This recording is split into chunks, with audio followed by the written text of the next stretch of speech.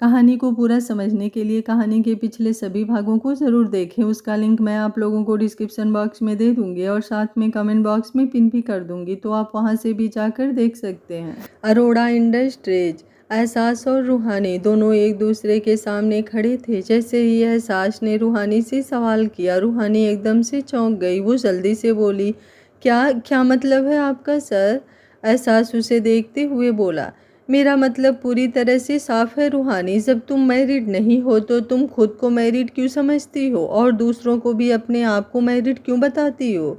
रूहानी गुस्से से बोली, आपने मुझे क्लीनिंग स्टाफ से पर्सनल असिस्टेंट की जॉब दे दी। ऐसे में आपने मेरे डॉक्यूमेंट्स तो देखे ही होंगे। क्या आपने मेरे डॉक्यूमेंट ध्यान से नहीं पढ़े? अपने माथे में लगा सिंदूर और गले में पहना मंगलसूत्र आपको बार बार दिखा दिखा कर मैं तंग आ चुकी हूँ।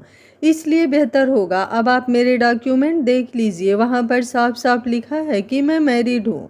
अब इससे ज़्यादा कोई प्रूफ मैं आपको नहीं दे सकती। और अगर आपको फिर भी कोई प्रूफ चाहिए ना, तो आप एक काम कीजिए, मेरे घर आ जाइए जहाँ पर मेरे हस्बैंड आपको अच्छे से मिलेंगे। तब तो प्रूफ हो जाएगा ना आपको कि मैं मैरिड ही हूँ। उसकी बात सुनते हुए एहसास बस उसे देख रहा था, वो कुछ बोल ही नहीं पाया। रूहानी गुस्से से बोली, अब आपको मुझसे और कोई सवाल करना है या फिर मैं जाऊं? क्योंकि ऑफिस आवर्स तो ख़त्म हो गए हैं। अब इससे ज़्यादा मैं ऑफिस में नहीं रह सकती। मुझे घर जाना है, अपने हस्बैंड के लिए खाना बनाना है। वो भी जल्दी ही ऑफिस से आ जाते हैं। क्या मैं जाऊं? एहसास कुछ बोलना चाहता था, लेकिन वो बस चुपचाप पीछे की तरफ हट गया और रूहानी अपना पर्स और फ़ोन उठाकर बाहर की तरफ बढ़ गई। एहसास उसके बारे में सोचते हुए बोला, ये कैसा इल्यूज़न है जहाँ पर इंसान मैरिड नहीं है लेकिन खुद को मैरिड समझ रहा है। क्या इसी की वजह से सब रूहानी को पागल पागल बोलते हैं? लेकिन ये तो गलत है ना। उसे ट्रीटमेंट की ज़रूरत है। मुझे पता लगाना होगा कि आखिर रूहानी के साथ ये सब चल क्या रहा है। ये बोलते हुए वो बाहर की तरफ आया। बाहर आकर उसकी नज़रें रूहानी को ढूंढ रही थी, जो सीढ़ियाँ उतरते हुए नीचे की तरफ जा रही थी। लेकिन इससे पहले कि वो नीचे पहुँचे, एहसास लिफ्ट से नीचे की तरफ आया और फिर रूहानी का इंतज़ार करने लगा। रूहानी जब पूरी सीढ़ियाँ उतर कर नीचे आई तो एहसास को अपने सामने देखकर हैरान रह गई। एहसास तुरंत बोला, तुम सीढ़ियों से आती हो, इसका मतलब ये तो नहीं कि हर कोई अब सीढ़ियों से ही आएगा। मुझे तो समझ में नहीं आता कि तुम लिफ्ट का इस्तेमाल क्यों नहीं करती। इतना तो तुम पूरा दिन ऑफिस में काम करके नहीं थक जाती जितना तुम इन सीढ़ियों की वजह से थक जाती होगी। लेकिन उसकी बात पूरी होती उससे पहले ही रूहानी आगे की तरफ बढ़ गई। एहसास की आंखें बड़ी हो गई। आज तक किसी ने उसे इग्नोर नहीं किया था। उसे आदत थी सबको अपने सामने झुकाने की। उसका वादा ही ऐसा था कि कोई उसकी तरफ नज़र उठाकर भी नहीं देख सकता था।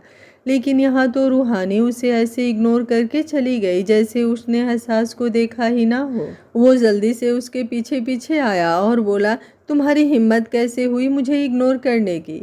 रूहानी जल्दी से बोली, मैंने आपको इग्नोर नहीं किया है सर। मैंने आपको पहले ही बोल दिया है कि ऑफिस आवर्स ख़त्म हो गए हैं, जिनका मतलब है कि अब मैं अपनी जॉब से आज़ाद हूँ और मैं अपनी मर्ज़ी से कुछ भी कर सकती हूँ।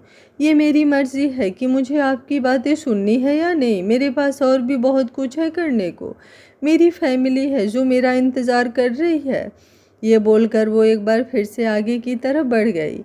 एहसास जल्दी से दोबारा उसके पीछे आया, लेकिन इस बार पैदल नहीं बल्कि गाड़ी लेकर। और जब उसने रूहानी का रास्ता रोका तो इस बार रूहानी के चेहरे पर गुस्सा झलकने लगा। एहसास जल्दी से गाड़ी की विंडो डाउन करते हुए बोला, आओ गाड़ी में बैठो, तुम्हें तुम्हारे घर ड्रॉप कर दूंगा। रूहानी झट से बोली, नहीं, मुझे आपकी हेल्प की ज़रूरत नहीं है, मैं खुद मैनेज कर लूँगी। ये बोलकर वो जैसे ही आगे जाने लगी, एहसास एक बार फिर से बोला, अगर तुम्हें तुम्हारी शर्ट चाहिए तो गाड़ी में आकर बैठो, वरना भूल जाना कि तुम्हारी कोई शर्ट मेरे पास है। रूहानी उसकी बात सुनकर हैरान रह गई। उसने पूरे 15,000 की वो शर्ट ली थी। ऐसे कैसे वो उस शर्ट को अपने हाथों से जाने दे सकती थी? उसने मुंह बनाते हुए गाड़ी का दरवाज़ा खोला और चुपचाप अंदर की तरफ बैठ गई। एहसास के चेहरे पर गहरी मुस्कुराहट आ गई।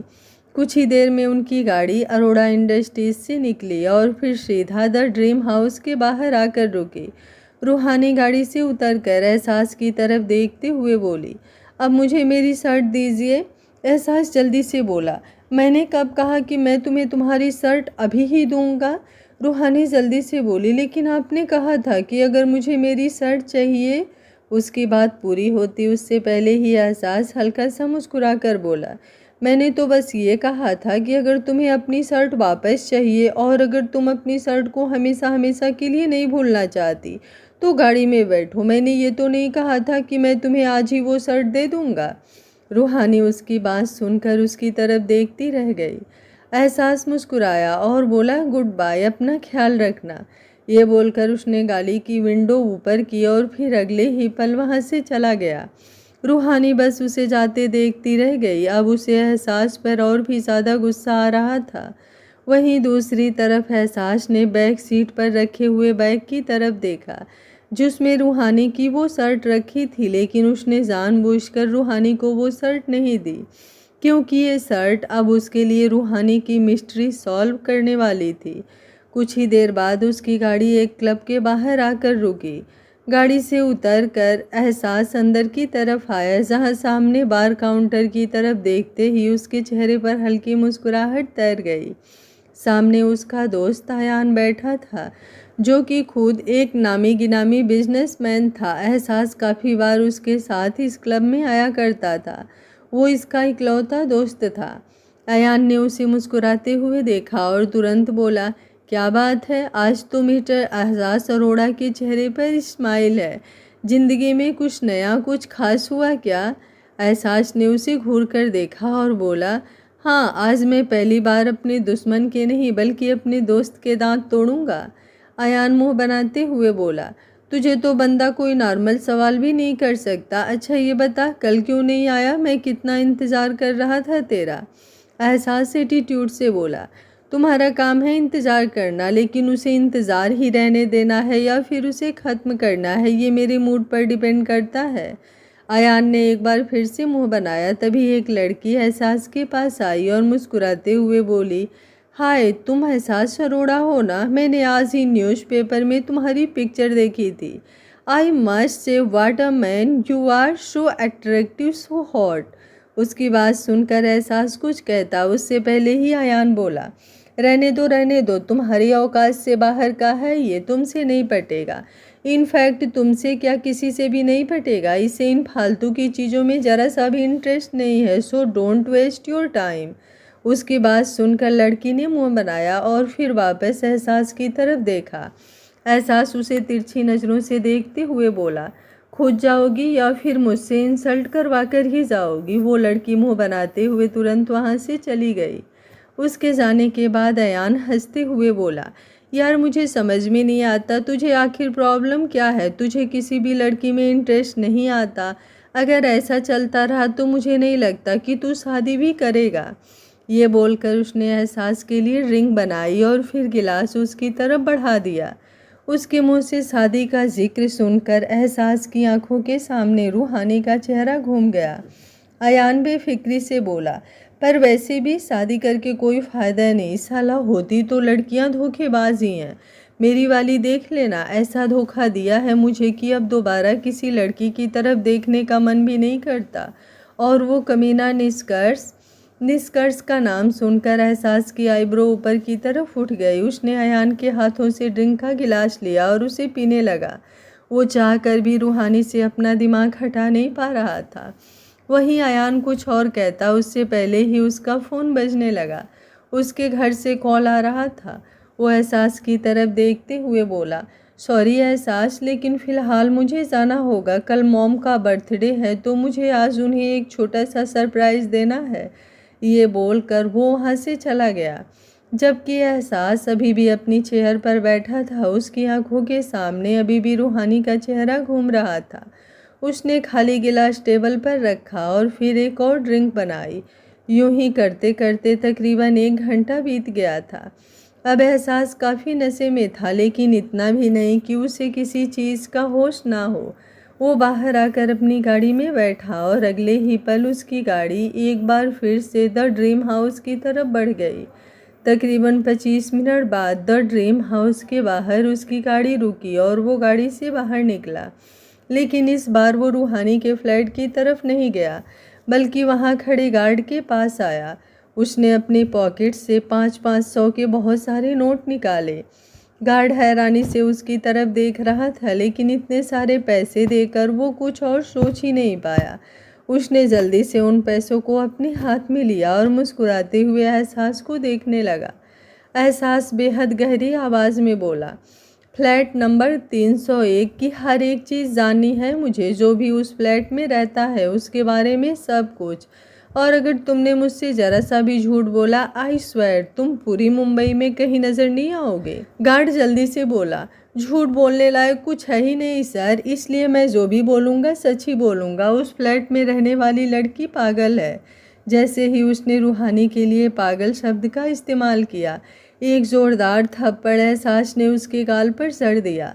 अगले ही पल वो बेहद सख्त आवाज़ में बोला, समझ आ गया ना तुम्हें कि तुम्हारी गलती क्या है। गार्ड ने जल्दी से सिर हिलाया और बोला, सॉरी सर, लेकिन उस लड़की के साथ कोई प्रॉब्लम है। मेरा मतलब है वो लड़की अपने फ्लैट में अकेली रहती है, लेकिन फिर भी इस तरह से प्रिटेंड करती है जैसे उसके साथ कोई रहता है। वो रोज़ सुबह 9 बजे के आसपास नीचे आती है और वहाँ साइड में खड़ी होकर अपना हाथ हिलाती है, जैसे किसी को बाय बोल रही हो। उसे ऐसा लगता है जैसे उसके साथ फ्लैट में कोई रहता है, जो उसके साथ ही सीढ़ियाँ उतर कर नीचे आया हो। सो कोई भी उसके फ्लैट में गया है, हर कोई यही कहता है कि वो लड़की ये कहते कहते गार्ड एकदम से चुप हो गया था, क्योंकि पागल शब्द इस्तेमाल करना उसे अब खतरे से खाली नहीं लग रहा था। एहसास तुरंत बोला, क्या किसी ने उस इंसान को देखा है जो उसके साथ रहता है? आई मीन बेशक ये झूठ हो या सच, लेकिन कभी किसी ने उसके साथ किसी को भी देखा हो? गार्ड जल्दी से बोला, जब कोई है ही नहीं तो दिखाई कैसे देगा? वो इंसान सिर्फ उस लड़की को दिखाई देता है, उसके अलावा और किसी ने भी उसके साथ रहने वाले को नहीं देखा। अब ये झूठ है या सच ये मैं नहीं जानता। और उसके अलावा हमने कभी उसका कोई रिश्तेदार ना ही उसके फ्लैट में जाते देखा और ना ही आते। ऐसा लगता है जैसे वो लड़की दुनिया में अकेली है। उसकी बातें सुनते हुए एहसास के चेहरे पर अजीब से एक्सप्रेशंस थे। उसे समझ नहीं आ रहा था कि रूहानी को ऐसा क्यों लगता है कि कोई उसके साथ रहता है। ये मिस्ट्री सॉल्व करना एहसास के लिए अब और भी ज़रूरी हो गया था। अगले ही पल उसने अपनी गाड़ी का दरवाज़ा खोला और उसमें से वो बैग निकाला जिसमें वो शर्ट थी जो उसे रूहानी को देनी थी। शर्ट को लेकर वो सीधा रूहानी के फ्लैट के बाहर आकर खड़ा हुआ। जैसे ही उसने डोरबेल बजाई, अंदर डिनर करती हुई रूहानी एकदम से चौंक गई। उसके हिसाब से तो उसकी आंखों के सामने ही निष्कर्ष बैठा था, जो उसे अपने हाथों से खाना खिला रहा था, जबकि प्लेट में अभी तक एक निवाला भी नहीं तोड़ा गया था। रूहानी मुस्कुराते हुए बोली, मैं अभी आती हूँ निष्कर्ष, शायद कोई बच्चा आया होगा। ये बोलकर वो अपनी जगह से उठी और बाहर दरवाजे पर आई। जैसे ही उसने दरवाज़ा खोला वो एकदम से चौंक गई, क्योंकि सामने एहसास खड़ा था। एहसास को देखकर रूहानी हैरानी से बोली, आप यहाँ? एहसास ने मुस्कुराते हुए जवाब दिया, मैंने तुम्हें ये नहीं कहा था कि मैं तुम्हारी शर्ट आज दूंगा, लेकिन मैंने ये भी तो नहीं कहा था कि मैं तुम्हारी शर्ट आज नहीं दूंगा। मैं तुम्हें तुम्हारी शर्ट देने आया हूँ। उसकी बात सुनकर रूहानी का चेहरा एकदम से खिल गया। वो जल्दी से बोली, थैंक यू सो मच, लाइए दीजिए मुझे मेरी शर्ट। एहसास तुरंत बोला, क्या बात है, जब कोई तुम्हारे घर पर आता है तो तुम उसे अंदर आने के लिए नहीं कहती हो? उसकी बात सुनकर एक पल के लिए तो रूहानी बिल्कुल ब्लैंक हो गई। अगले ही पल वो मुस्कुराते हुए पीछे हट गई और बोली, आइए आइए सर, अंदर आइए। उसकी बात पर एहसास हल्का सा मुस्कुराया और फिर अंदर आ गया। अंदर आते ही उसकी नज़रें इधर उधर घूम रही थी। तभी रूहानी थोड़ी ऊंची आवाज़ में बोली, निष्कर्ष देखिए कौन आया है, मेरे बॉस आए हैं, जल्दी बाहर आइए ना। उसकी बात सुनते हुए एहसास की नज़रें अंदर वाले रूम की तरफ गई, जहां उसे दूर दूर तक कोई नज़र नहीं आ रहा था। लेकिन रूहानी कुछ देर बाद फिर मुस्कुराते हुए बोली, इनसे मिलिए सर, ये है मेरे हस्बैंड निष्कर्ष वर्मा। ये कहते हुए उसने यूं ही अपने बगल में देखा। एहसास बस रूहानी की तरफ देखता ही रह गया, क्योंकि उसकी बगल में तो कोई नहीं था। लेकिन रूहानी जो प्यार में दीवानी थी उसे उसका निष्कर्ष नजर आ रहा था। एहसास का दिल थक सा रह गया। रूहानी एक बार फिर से मुस्कुराते हुए बोली, आप मेरे हस्बैंड से मिलना चाहते थे ना? आज ही हमारी इस बारे में बात हुई और आज ही आपका मेरे हस्बैंड से मिलना भी हो गया। उसकी बात सुनते हुए एहसास हल्का सा मुस्कुराया और फिर उसने अपना हाथ आगे की तरफ बढ़ा दिया। जैसे ही उसने अपना हाथ आगे बढ़ाया, रूहानी की मुस्कुराहट और भी ज़्यादा लंबी हो गई। आज तक जितने भी लोग उसके फ्लैट में आए थे वो सबको यही कहती थी कि उसके साथ उसके हस्बैंड रहते हैं, लेकिन कोई उसकी बातों पर यकीन नहीं करता था। किसी को निष्कर्ष दिखाई नहीं देता था, लेकिन अगर एहसास अपना हाथ आगे बढ़ा रहा है मतलब उसे भी निष्कर्ष दिखाई दे रहा है। और ये बात रूहानी के लिए सच में बहुत बड़ी थी। उसकी इमेजिनेशन में ही अब निष्कर्ष ने अपना हाथ आगे बढ़ाया और फिर एहसास और उसका हाथ आपस में मिला। रूहानी मुस्कुराते हुए बोली, आप बैठिए ना सर, मैं आपके लिए कॉफ़ी लेकर आती हूँ। एहसास ने अपना सिर हिलाया और बोला, हाँ अब इतनी दूर आया हूँ तो कॉफ़ी तो पीऊँगा ही। काफ़ी 3 कप लाना, एक मेरी, एक तुम्हारी और एक तुम्हारे हस्बैंड निष्कर्ष की। रूहानी मुस्कुराई और बोली, जी सर ज़रूर, और वैसे भी निष्कर्ष को मेरे हाथों की बनी हुई काफ़ी बहुत पसंद है। यह बोलते हुए वो सामने की तरफ देख रही थी जहाँ उसे अपनी इमेजिनेशन में निष्कर्ष नज़र आ रहा था। एहसास ने उसकी नज़रों का पीछा किया और उसके चेहरे पर बस हल्की सी मुस्कुराहट तैर गई। इस वक्त उसे बहुत अजीब फील हो रहा था, लेकिन वो रूहानी के बारे में सब कुछ जानना चाहता था, इसलिए वो ऐसे प्रिटेंड कर रहा था जैसे उसे भी निष्कर्ष दिखाई दे रहा है। तकरीबन 15 मिनट बाद रूहानी अपने हाथ में ट्रे लिए हुए वहाँ पर आई। एहसास सोफे पर बैठा अपनी नज़रें इधर उधर घुमा रहा था, जो हर एक चीज़ को बारीकी से नोटिस कर रहा था। सामने ही दीवार पर एक पिक्चर लगी हुई थी जिसमें रूहानी एक लड़के के साथ थी। शायद वही लड़का निष्कर्ष था। दिखने में वो अच्छा खासा था। उसे देखकर ऐसे कहा तो नहीं जा सकता था कि वो बीमार होगा, इसलिए वो इस दुनिया में ना हो। एहसास के दिमाग के सवाल अब और भी ज़्यादा बढ़ चुके थे। रूहानी ने अपने हाथों में पकड़ी हुई ट्रे उसके सामने की और बोली, आपके लिए कॉफ़ी सर। एहसास ने कॉफ़ी का कप उठाया और फिर रूहानी वो ट्रे लेकर दूसरे सोफे की तरफ चली गई जहां उसकी इमेजिनेशन में निष्कर्ष बैठा था और अब उसके साथ वो भी बैठ चुकी थी। उसने अपनी कॉफ़ी उठाई और उसे पीने लगी। एहसास को समझ नहीं आ रहा था कि वो क्या कहे। कहीं अगर उसके मुंह से कुछ ऐसा निकल गया जिससे रूहानी ऑफेंड हो गई तो दिक्कत हो जाएगी। रूहानी तकरीबन 5 मिनट बाद मुस्कुराते हुए बोली, मैंने कहा था ना मेरे हस्बैंड को मेरे हाथों की बनी कॉफ़ी बहुत पसंद है। देखिए हम दोनों से पहले ही निष्कर्ष ने अपनी कॉफ़ी ख़त्म भी कर दी। उसकी बात सुनकर एहसास ने सामने ट्रे में रखे हुए तीसरे कप की तरफ देखा, जिसकी कॉफ़ी ख़त्म होना तो दूर की बात, उस कप को किसी ने हाथ तक नहीं लगाया था। मतलब ये कोई भूत चुड़ैल वाला मामला तो बिल्कुल नहीं हो सकता। ये सिर्फ और सिर्फ रूहानी का इल्यूज़न वर्ड था, जहाँ पर उसे वो चीज़ इमेजिन होती है जो हो ही नहीं रही। वो शख्स इमेजिन होते हैं जो उसके आसपास हैं ही नहीं। पर क्यों, ये जानना एहसास के लिए अब बहुत ज़रूरी था। एहसास ने अपनी कॉफ़ी ख़त्म की और मुस्कुराते हुए बोला, वेल मैं चलता हूँ। अब निष्कर्ष आप भी जाकर आराम से सो जाइए, आपको सुबह ऑफिस जाना होगा ना।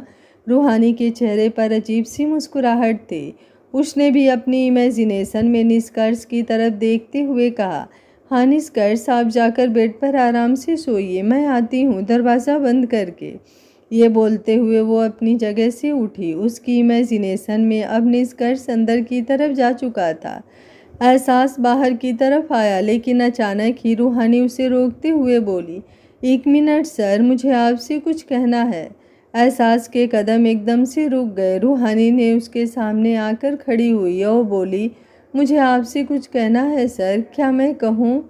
आई मीन आप बुरा तो नहीं मानेंगे ना? एहसास हल्का सा मुस्कुराया। उसकी नज़रें रूहानी के चेहरे पर थीं। कितनी मासूमियत से भरा हुआ चेहरा था उसका, और दिल भी उतना ही मासूम। लेकिन किस्मत ने शायद उसे बहुत बड़ा छलावा दिया था। वो मुस्कुराते हुए बोला, हाँ कहो ना। रूहानी एक गहरी सांस लेकर बोली, थैंक यू सो मच। एहसास तुरंत बोला, उस शर्ट के लिए? रूहानी ने अपना सिरना में हिलाया और बोली, नहीं, उस शर्ट के लिए नहीं सर।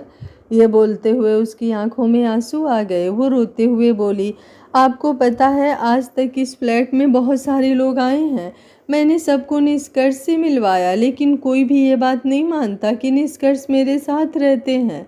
वो सब लोग मुझे पागल कहते हैं कि मेरे साथ कोई निष्कर्ष नहीं रहते, लेकिन आपको निष्कर्ष दिखाई दिए, आपने उनसे बात भी की, उनसे हाथ भी मिलाया, मुझे बहुत अच्छा लगा सर। उसकी बातें सुनते हुए एहसास को बहुत अजीब लग रहा था। उसका दिल बेचैन हो रहा था, पता नहीं क्यों, लेकिन उसका मन कर रहा था कि वो रूहानी को अपनी बाहों में समेट ले और उसे कहे कि वो लोग झूठ नहीं बोल रहे, सच में वहाँ पर कोई निष्कर्ष नहीं है। रूहानी मुस्कुराते हुए बोली, मैं पागल नहीं हूँ ना सर। निष्कर्ष हल्का सा मुस्कुराया और बोला, बिल्कुल भी नहीं। रूहानी अब रोते रोते हंसी और बोली, आपको पता है, जब आज आपने मुझे ज़बरदस्ती अपनी पर्सनल असिस्टेंट की सौंप दी तो मुझे बहुत गुस्सा आया। मुझे लगा जैसे इस दुनिया में बाकी सब लोग मतलबी हैं, आप भी बस वैसे ही हो। आप बहुत बुरे हो लेकिन आप बहुत अच्छे हो sir. Thank you so much मुझे जॉब देने के लिए, मेरी शर्ट वापस लौटाने के लिए और यहाँ पर आने के लिए। उसकी बात सुनकर एहसास हल्का सा मुस्कुराया और बोला, शायद निष्कर्ष ने अभी तुम्हें आवाज़ लगाई है। रूहानी ने अपने माथे पर अपना हाथ रखा और बोली, अच्छा ऐसा क्या, लेकिन मुझे क्यों नहीं सुनाई दी उनकी आवाज़? मैं चाहती हूँ अंदर। आप भी जाइए सर, देरी बहुत हो गई है, आपको घर जाना होगा ना, अपना ख्याल रखिएगा। ये बोलकर अब उसने दरवाजे पर अपना हाथ रखा। एहसास का मन तो नहीं कर रहा था वहाँ से जाने का, लेकिन उसने बस अपना सिर हल्का सा हिलाया और फिर बाहर की तरफ आ गया। बाहर आते ही उसने अपने सीने पर अपना हाथ रखा। उसकी धड़कनें इस वक्त तेज़ी से बढ़ी हुई थी और उसे ऐसा लग रहा था जैसे उसका दिल उसके सीने से बाहर ही निकल आएगा। वहीं रूहानी ने दरवाज़ा बंद किया और मुस्कुराते हुए अंदर रूम में आ गई। आते ही उसकी नज़रें निष्कर्ष पर गई। वो निष्कर्ष को देखते हुए बोली, सर चले गए हैं, अब हम दोनों भी आराम से सो जाते हैं, कल सुबह ऑफिस जाना होगा ना। ये बोलकर वो निष्कर्ष के बिल्कुल करीब आ गई, जो सिर्फ और सिर्फ उसकी इमेजिनेशन की दुनिया में थी, और उस दुनिया में अब निष्कर्ष ने उसे अपनी बाहों में समेट लिया और दूसरी तरफ एहसास अपनी बाहों को खुद में जकड़े हुए लिफ्ट में खड़ा था। उसकी सांसें उसे भारी होती हुई महसूस हो रही थी। उसने अपने माथे पर अपना हाथ रखा और फिर लिफ्ट से बाहर निकला। वहीं वो गार्ड जो उससे पहले मिला था, जिसे उसने बहुत सारे पैसे भी दिए थे, उस गार्ड ने उन पैसों से शराब खरीदी और अब शराब के नशे में टल्ली होकर एहसास की तरफ देखते हुए बोला, मैंने कहा था ना वो लड़की पागल है, क्या हुआ, देखा है अपनी आंखों से उसका पागलपन। जैसे ही उसने कहा, एहसास जो अपनी गाड़ी की तरफ बढ़ रहा था, उसके कदम एकदम से रुक गए। वो पीछे की तरफ घूम गया और अगले ही पल उसकी गुस्से से आग उगलती हुई नज़रें उस गार्ड पर थी। वो तेज कदमों से उस गार्ड के पास आया और दूसरे ही पल अब उसने उस गार्ड की गर्दन पर अपना हाथ रख दिया। वो गार्ड एकदम से हैरान रह गया। वही एहसास की फीलिंग्स उस पर हावी हो रही थी। इस वक्त वो सच में बहुत अजीब महसूस कर रहा था और वो सारी फीलिंग्स गुस्से में बदल गई थी। उसने ज़ोर से उस गार्ड को पीछे की तरफ धकेला और फिर उस गार्ड का सिर जोर से पीछे दीवार पर मारा। एक ही वार में उस गार्ड का सिर खून से लथपथ हो चुका था। एहसास जबड़े कसते हुए बोला, खबरदार, अगर रूहानी के बारे में एक लफ्ज़ भी कहा, जान ले लूँगा मैं तुम्हारी। ये बोलते हुए उसने एक झटके से उस गार्ड को छोड़ा तो गार्ड सीधा नीचे ज़मीन पर गिरा। पता नहीं उसमें कुछ बाकी था या नहीं, लेकिन एहसास का गुस्सा अभी भी शांत नहीं हुआ। गुस्से से गहरी सांसें लेते हुए वो सीधा अपनी गाड़ी की तरफ बढ़ गया और अगले ही पल वो गाड़ी द ड्रीम्स हाउस से बाहर निकल गई। एहसास बेशक से अपनी गाड़ी ड्राइव कर रहा था, लेकिन उसका पूरा ध्यान सिर्फ और सिर्फ रूहानी पर अटका हुआ था। अचानक ही एक झटके से उसने अपनी गाड़ी रोकी और बाहर निकलकर सामने बनी हुई अल्कोहल लिकर शॉप पर चला गया। एक बोतल वाइन लेकर वो वापस गाड़ी में आकर बैठा और उस बोतल को अपने होठों से लगा लिया। अब वो गाड़ी ड्राइव करते हुए ही ड्रिंक कर रहा था। अभी भी उसके दिमाग में बहुत सारे सवाल थे। उसकी गाड़ी रात के तकरीबन 1 बजे अरोड़ा मेंशन के पार्किंग एरिया में आकर रुकी और वो गाड़ी से बाहर निकलकर अंदर की तरफ आया। इस वक्त वो हद से ज़्यादा नशे में था। हालांकि वो ड्रिंक करता था, लेकिन इतना ज़्यादा भी नहीं कि वो अपना होश खो दे। वो हमेशा 11 बजे तक घर आ जाता था और जब तक वो घर नहीं आता तब तक मानसी जी को चैन भी नहीं मिलता था। वो उसके घर आने के बाद ही अपने रूम में जाती थी और आज भी वो बाहर हाल में सोफे पर बैठी एहसास का इंतज़ार कर रही थी। लेकिन कब इंतज़ार करते हुए उनकी आंख लग गई, उन्हें पता ही नहीं चला। जब एहसास अंदर की तरफ आया तो उनकी आंखें खुली और उन्होंने एहसास की तरफ देखा जो सीढ़ियाँ चढ़ते हुए ऊपर की तरफ जा रहा था। वो जल्दी से बोली, कहाँ जा रहे हो एहसास? खाना तो खा लेते, और तुम्हें आने में इतनी देरी कैसे हो गई? उनके सवाल सुनते हुए एहसास उनकी तरफ पलट गया और फिर मुस्कुराते हुए बोला, यू नो वॉट मॉम, आप हमेशा मुझसे कहती हैं ना कि मैं शादी क्यों नहीं करता, बिकॉज मुझे डर लगता है। डर लगता है प्यार से, बिकॉज जब हम किसी से प्यार करते हैं ना तो हम कमज़ोर हो जाते हैं। हम अपने डिसीजन तक नहीं ले पाते। जिससे हम प्यार करते हैं वो हमें कंट्रोल करने लगता है। इसलिए मुझे नफ़रत है प्यार से, शादी से, इन सब चीज़ों से। लेकिन मैंने आपको शादी के लिए हाँ बोल दिया और अब मुझे रिग्रेट फील हो रहा है, बिकॉज अपनी आंखों से मैं रूहानी को देखकर आ रहा हूँ। बेचारी कितनी मासूम है, बट प्यार ने उसकी ज़िंदगी बर्बाद कर दी। I just hate this love. उसकी बातें सुनते हुए मानसी जी हैरान रह गई। यह एहसास व्यंग से मुस्कुराया और बोला, गुड नाइट मॉम, जितना सब कुछ आज मैंने देख लिया ना, सो आई डोंट थिंक कि मैं खाना खा पाऊँगा। तो आप भी जाइए और जाकर आराम से सो जाइए। ये बोलकर वो सीढ़ियाँ चढ़ते हुए अपने रूम में चला गया और मानसी जी बस उसे जाते देखती रह गई। एहसास की बातें तो उन्हें समझ में नहीं आई, लेकिन रूहानी ही एक नाम उनके कानों में गूंज रहा था। रूहानी वही लड़की जिसने आज उनका मंगलसूत्र बचाने के लिए अपनी जान की भी परवाह नहीं की। उन्हें समझ में नहीं आ रहा था कि क्या एहसास ने उसी रूहानी की बात की, लेकिन वो वाली तो शादीशुदा नहीं थी। शादीशुदा जैसा मानसी जी ने रूहानी में कुछ नहीं देखा, ना मांग में सिंदूर, ना गले में मंगलसूत्र। तो फिर एहसास ने किसकी बात की? वहीं एहसास अपने रूम में आया और आते ही बेड पर गिर गया। उसने अपने जूते तक भी नहीं उतारे थे। अभी भी उसकी आंखों के सामने बस रूहानी का चेहरा घूम रहा था। अब वो अचानक ही मुस्कुराया और बोला, यू आर सो क्यूट रूहानी, बहुत क्यूट हो तुम, आई जस्ट लव यू। ये बोलते हुए वो मुस्कुरा रहा था। उसने अपनी आंखें बंद की और कुछ ही देर में वो गहरी नींद में जा चुका था। सुबह के तकरीबन 8 बजे मानसी जी हाल में इधर उधर टहल रही थी। शकुंतला जी ने उन्हें देखते हुए मुंह बनाकर कहा, ये सर्कस के लंगूर की तरह इधर उधर क्यों घूम रही हो? अगर कोई बात है तो बताओ, पर बताना थोड़े मसालेदार अंदाज में। सुबह सुबह फीकी चाय पीकर वैसे भी मेरे मुंह का टेस्ट बिगड़ा हुआ है। मानसी जी ऊपर एहसास के रूम की तरफ देखते हुए बोली, 8 बज गए हैं और एहसास अभी तक अपने रूम से बाहर नहीं निकला। वो आज अपने जिम में भी नहीं गया है मॉम। शकुंतला जी मुस्कुराते हुए बोली, कहीं ऐसा तो नहीं कि वो कल रात कोई कसरत करके आया हो? मानसी जी ने अपना माथा पीट लिया और बोली, आप भूल रही हैं मॉम कि आपके पोते की कोई गर्लफ्रेंड नहीं है, और वो ऐसा लड़का बिल्कुल भी नहीं है कि शादी से पहले ऐसा वैसा कुछ करे। वो शादी कर ले, इतना ही बहुत है। मानसी जी गुस्से से बोली, जब वो होने वाला था तो मैंने कहा था तुम्हें अच्छी अच्छी मूवीज़ देखो, अच्छी अच्छी वेब सीरीज़ देखो, लेकिन तुम पुराने ज़माने की फिल्में देखती रही। अब वो भी हो गया ना पुराने ज़माने जैसा। अरे हमारे ज़माने में भी बॉयफ्रेंड गर्लफ्रेंड होते थे, लेकिन तुमने पता नहीं कहाँ से इतना पुराना मॉडल पैदा कर दिया।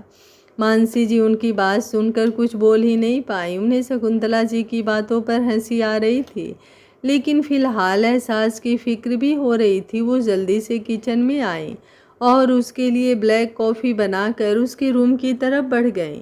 एहसास आराम से अपने रूम में सोया हुआ था। कल रात वो यूं ही बेड पर आकर लुढ़क गया तो उसने अपने रूम का दरवाज़ा तक नहीं बंद किया था। मानसी जी अब अंदर आई और ब्लैक कॉफ़ी टेबल पर रखकर एहसास के बिल्कुल करीब आकर बैठ गई। वो उसके बालों में अपना हाथ चलाते हुए बोली, कल रात इतनी ज़्यादा ड्रिंक कर ली तुमने कि अपने शूज़ तक नहीं उतारे तुमने एहसास। उनकी बात सुनकर एहसास ने अपनी आंखें खोली। उसे अपने सिर में ज़ोरों से दर्द महसूस हो रहा था, लेकिन वो फिर भी हल्का सा मुस्कुराया और बोला, गुड मॉर्निंग मॉम। मानसी जी मुस्कुराते हुए बोली, गुड मॉर्निंग मेरा बच्चा, अब कैसा फील हो रहा है तुम्हें? एहसास ने सवालिया नज़रों से उन्हें देखा और अपनी जगह पर उठकर बैठ गया। अगले ही पल उसकी आंखों के सामने एक बार फिर से रूहानी का चेहरा घूम गया और कल रात की बातें भी। मानसी जी उसकी तरफ देखते हुए बोली, कल रात तुमने रूहानी का जिक्र किया था। रूहानी वही लड़की है ना एहसास, जो कल हमें मंदिर में मिली थी, जिसने मेरे मंगलसूत्र को बचाने के लिए अपनी जान को भी दांव पर लगा दिया था।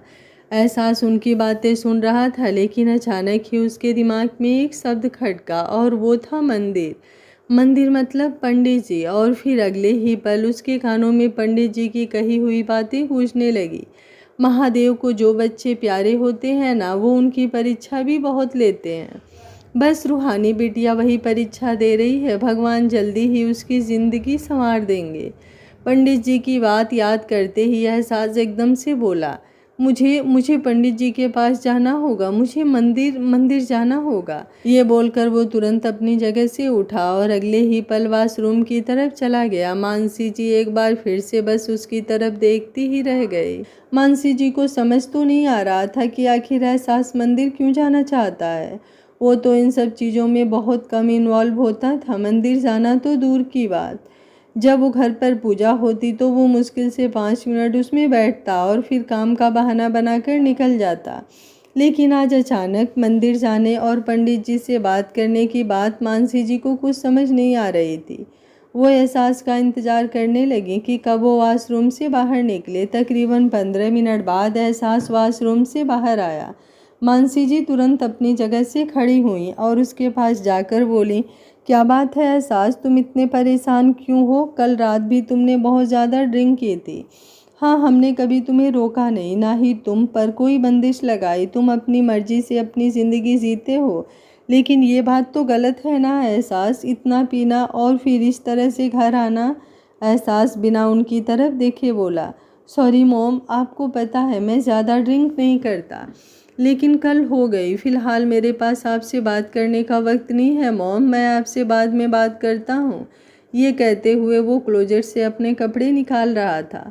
मानसी जी जल्दी से बोली, तुम रूहानी को लेकर परेशान हो क्या? उसके सवाल पर एहसास एक पल के लिए बिल्कुल शांत हो गया। उसके हाथ रुक गए। मानसी जी जल्दी से बोली, मतलब मेरा शक सही था, तुम रूहानी के लिए परेशान हो, लेकिन क्या ये वही रूहानी है जिसने कल मेरी जान बचाई थी? उसकी बात सुनकर एहसास ने क्लोजेट बंद की और गहरी सांस लेकर उनकी तरफ देखते हुए बोला, मॉम प्लीज़ आप इस मैटर से दूर रहिए। मानसी जी झट से बोली, बस तुम इतना बता दो कि क्या तुम उसी रूहानी के लिए परेशान हो? वो तो तुम्हारे ऑफिस में जॉब करती है ना, फिर उसके लिए इतना परेशान होने की क्या ज़रूरत है? कहीं उसे कुछ हो तो नहीं गया? बड़ी ही मासूम बच्ची थी वो, बड़ी प्यारी, हमें उसकी फ़िक्र हो रही है। एहसास ने उनकी बात पूरी होने से पहले ही उनके कंधों को थामते हुए कहा, मैंने कहा ना मॉम, प्लीज़ इस मैटर से दूर रहिए। आपको उसकी फ़िक्र हो रही है तो इतना बता देता हूँ कि वो बिल्कुल ठीक है, उसे कुछ भी नहीं हुआ है। जल्दी ही मैं आपको उससे मिलवाऊंगा। आप अच्छे से उसे थैंक यू बोलिएगा। फ़िलहाल के लिए आप यहाँ से जाइए, मुझे एक इम्पॉर्टेंट काम है। मानसी जी उसकी बात सुनकर अब कुछ बोल ही नहीं पाई और चुपचाप वहाँ से जाने लगी, लेकिन फिर अचानक रुकी और बोली, प्लीज़ नाश्ता करके जाना। एहसास हल्का सा मुस्कुराया और बोला, प्लीज़ मॉम अभी नहीं, लेकिन लंच कर लूँगा। मानसी जी का चेहरा उतर गया, लेकिन वो एहसास से ज़बरदस्ती नहीं कर सकती थी, इसलिए वहाँ से चली गई। तकरीबन 15-20 मिनट बाद एहसास अच्छी तरह से तैयार हुआ और फिर जल्दी से सीढ़ियाँ उतरते हुए नीचे की तरफ आया। नीचे सब लोग डाइनिंग टेबल पर उसका इंतज़ार कर रहे थे। बेशक उसने मानसी जी से कह दिया था कि वो ब्रेकफास्ट नहीं करेगा, लेकिन बाकी सबको इसका इंतज़ार था। पर एहसास सीधा बाहर की तरफ चला गया तो सब लोग हैरान रह गए। मानसी जी सबकी तरफ देखते हुए बोली, मैंने तो पहले ही कह दिया था आप सबसे कि वो ब्रेकफास्ट नहीं करेगा। शकुंतला जी मुँह बनाते हुए बोली। ब्रेकफास्ट के टेबल पर आकर इसने ब्रेकफास्ट से मना कर दिया। अगर शादी के मंडप में शादी से इनकार कर दिया तो सुहाग रात पर अपने रूम में जाकर सुहाग रात मनाने से इनकार कर दिया तो मेरा बच्चों वाला ख्वाब तो ख्वाब ही रह जाएगा। मानसी जी उनकी बात सुनकर हंसी और बोली, आपका कोई ख्वाब अधूरा नहीं रहेगा मॉम। बहुत जल्दी एहसास शादी करेगा और आपको बहुत सारे बच्चे भी पैदा करके देगा। ये बोलते हुए वो हंसने लगी। शकुंतला जी ने एक बार फिर से मुंह बनाकर कहा, घंटा पैदा करके देगा? उसे लड़कियों की पिक्चर्स देखने को कहा था, वो तो उसने देखी नहीं। शादी क्या खाक करेगा? मानसी जी मुस्कुराई और बोली, लगता है अब उसे लड़कियों की पिक्चर्स देखने की ज़रूरत ही नहीं है। उसने अपने लिए लड़की ढूंढ ली है मॉम, और वो लड़की मुझे तो बेहद पसंद है। ये बोलते हुए उनकी आंखों के सामने रूहानी का चेहरा घूमने लगा। वो बस यही दुआ कर रही थी कि सब कुछ ठीक हो और जल्दी ही वो रूहानी से मिले ताकि वो उसे और अच्छी तरह से जान पाए और फिर एहसास और रूहानी की शादी भी हो जाए। वहीं दूसरी तरफ एहसास की गाड़ी मंदिर के बाहर आकर रुकी। वो तुरंत गाड़ी से बाहर निकला और अंदर की तरफ आया। उसकी नज़रें इधर उधर घूम रही थी। वो पंडित जी को ढूंढ रहा था। सामने उसे पंडित जी हवन करते हुए नजर आए। उन्हें बिजी देखते हुए एहसास परेशान होने लगा। यहाँ तक आकर अब उससे इंतज़ार नहीं हो रहा था। उसका मन कर रहा था कि वो हवन को बीच में ही रुकवा दे और जाकर पंडित जी से सब कुछ पूछ ले, लेकिन ऐसा कुछ करने से पहले ही अचानक उसे उसके पीछे से एक आवाज़ आई, सर आप यहाँ पर? एहसास की आंखें बड़ी हो गई। उसने तुरंत पलटकर पीछे की तरफ देखा जहाँ रूहानी खड़ी थी। उसने रेड कलर का खूबसूरत सा सूट पहना हुआ था और सर पर दुपट्टा ले रखा था। उसके हाथों में एक थाल थी जिसमें दिया जल रहा था। उसे देखते ही एहसास का दिल धक सा रह गया। शायद उसने अपनी ज़िंदगी में इससे ज़्यादा खूबसूरत नज़ारा नहीं देखा था। उसकी धड़कनें इतनी तेज़ी से बढ़ने लगी कि उन्हें संभालना उसके लिए मुश्किल हो रहा था। रूहानी धीमे धीमे कदमों से उसके पास आई और बोली, आप यहाँ पर? सर आप भी भगवान को मानते हैं क्या? वैसे मानना भी चाहिए, यही तो है जो हमें सब कुछ देते हैं। अच्छा लगा जानकर कि आपको भी भगवान पर यकीन है। एहसास उसे देखते हुए बोला, मेरी छोड़ो, तुम ये बताओ तुम्हें भगवान पर इतना यकीन क्यों है? रूहानी मुस्कुराई और बोली, भगवान पर यकीन करने के कारण तो बहुत से हैं, लेकिन सबसे बड़ा कारण ये है कि उन्होंने मुझे मेरे निष्कर्ष दिए जिनके बिना मेरी ज़िंदगी अधूरी है। जिन्होंने मुझे मेरा निष्कर्ष दिया, भला मैं उन पर विश्वास कैसे ना करूं? उसकी बातें सुनते हुए एहसास बस उसकी तरफ देखता ही रह गया। वो सोच रहा था कि कैसे कोई इंसान प्यार में इतना अंधा हो सकता है। खुद को भूल जाना तो फिर भी आसान होता है, लेकिन खुद को भूल कर किसी और को याद रखना कितना मुश्किल होता है। वो रूहानी की तरफ देखते हुए बोला, निष्कर्ष तुम्हारे साथ नहीं आया क्या? रूहानी ने अपना सिरनामे हिलाया और बोली, नहीं, वो अपनी जॉब पर गए हैं। मैं भी अब बस ऑफिस ही जाऊंगी। आज मेरा व्रत है, इसलिए पहले पूजा करने आई थी।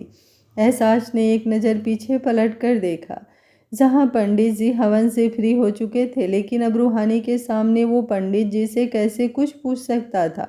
उसने रूहानी की तरफ देखते हुए कहा, मैंने भी भगवान से जो मांगना था मांग लिया। अब मैं ऑफिस जा रहा हूँ, तुम मेरे साथ चलोगी क्या? रूहानी मुस्कुराई और बोली, एक बार पहले आप पर यकीन ना करने की गलती कर चुकी हूँ सर। अब मैं आप पर बहुत यकीन करती हूँ। मैं आपके साथ चलूँगी। मैं बस ये पूजा की थाली रख दूँ। ये कहकर वो साइड में चली गई। तभी पंडित जी एहसास के सामने आकर खड़े हुए और बोले, एहसास बेटा, आपको यहाँ पर देखकर अच्छा लगा। आपकी माताश्री नहीं आई क्या? एहसास झट से बोला, मुझे आपसे कोई बात करनी है पंडित जी, लेकिन फ़िलहाल अभी नहीं। मैं शाम को मंदिर आऊँगा। प्लीज़ आप थोड़ा फ्री रहिएगा, मुझे आपसे रूहानी के बारे में बात करनी है। पंडित जी उसकी बात सुनकर बोले, लेकिन क्या बात बेटा? अभी वो बोल ही रहे थे कि रूहानी वहाँ पर आई और पंडित जी के पैरों को छूकर बोली, नमस्कार पंडित जी। पंडित जी ने रूहानी के सिर पर हाथ रखते हुए बड़े प्यार से कहा, नमस्कार मेरी बच्ची, तुम ठीक हो ना? रूहानी ने सिर हिलाते हुए कहा, आज मैंने निष्कर्ष के लिए व्रत रखा है पंडित जी, मुझे आशीर्वाद दीजिए कि मैं सदा सुहागन रहूं। उसकी बात सुनकर पंडित जी कुछ पल उसकी तरफ देखते रहे। एहसास उनके एक्सप्रेशंस नोट कर रहा था। वो जानना चाहता था कि क्या पंडित जी निष्कर्ष के बारे में कुछ जानते हैं। पंडित जी नम आंखों से बोले, मेरी बच्ची हमेशा खुश रहो, भगवान जल्दी सब ठीक कर दें। ये कहते हुए उन्होंने उसके गाल पर हाथ रखा और वहाँ से आगे बढ़ गए।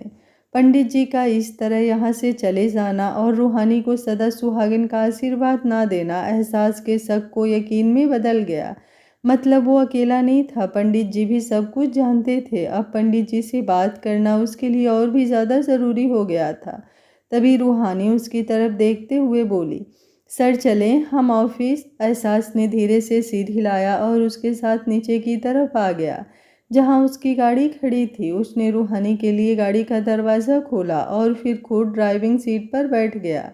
गाड़ी चलाते हुए एहसास की नज़रें बार बार रूहानी पर जा रही थी, जबकि रूहानी अपने फ़ोन की तरफ देख रही थी। एहसास मुस्कुराते हुए बोला, तुम्हें म्यूज़िक पसंद नहीं है क्या?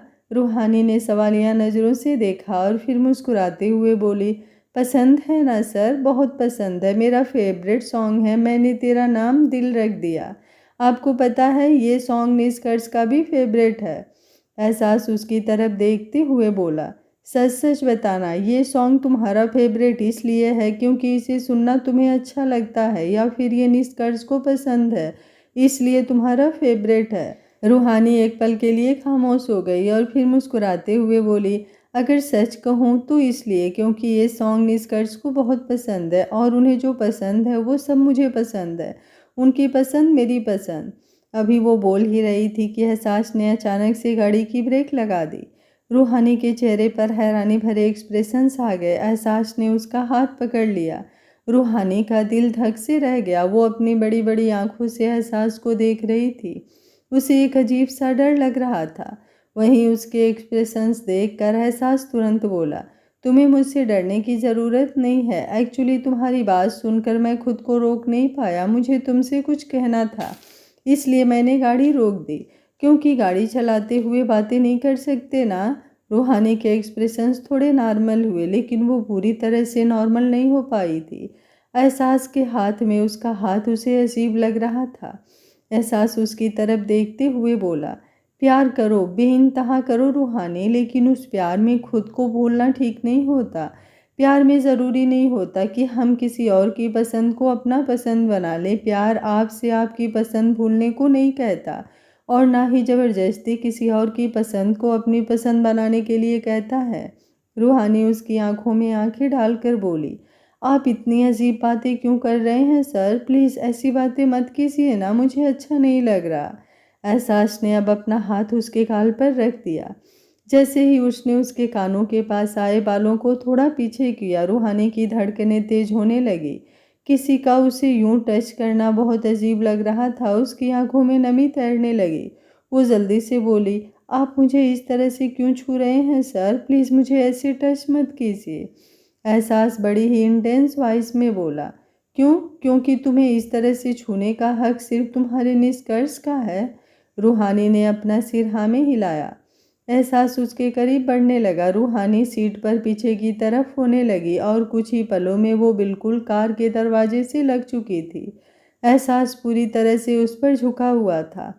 एहसास के होठ रूहानी के होठों के बिल्कुल करीब आ चुके थे, जिससे रूहानी को उसकी गर्म सांसें अपने होठों पर महसूस हो रही थी। एहसास उसके नाजुक गुलाबी होठों को देखते हुए बेहद गहरी आवाज़ में बोला, पर मैं तुम्हें छूना चाहता हूँ रूहानी। लग रहा है आप लोगों को कहानी पसंद नहीं आ रही है, ना ही कमेंट आ रहे हैं और ना ही लाइक और ना ही बिल्कुल रिस्पॉन्स आ रहा है। इस तरह से तो कहानी को आगे बढ़ाना मुझे बहुत ही ज़्यादा मुश्किल हो जाएगा। अगर आप लोगों को कहानी पसंद आ रही है तो वीडियो को एक लाइक ज़रूर करिए और अगर नहीं पसंद आ रही है तो कमेंट बॉक्स में ये तो लिखिए कि आप लोगों को कहानी नहीं पसंद आ रही है, ताकि मुझे कुछ पता चल सके। मैं आप लोगों के लिए थोड़ा अलग कहानी लेकर आई हूँ। अगर आप लोगों का सपोर्ट और प्यार नहीं मिलेगा तो कहानी आगे कैसे बढ़ेगी। Thank you for watching. मिलते हैं कहानी के अगले भाग में। तब तक स्वस्थ रहिए, मस्त रहिए, अपना ख्याल रखते रहिए।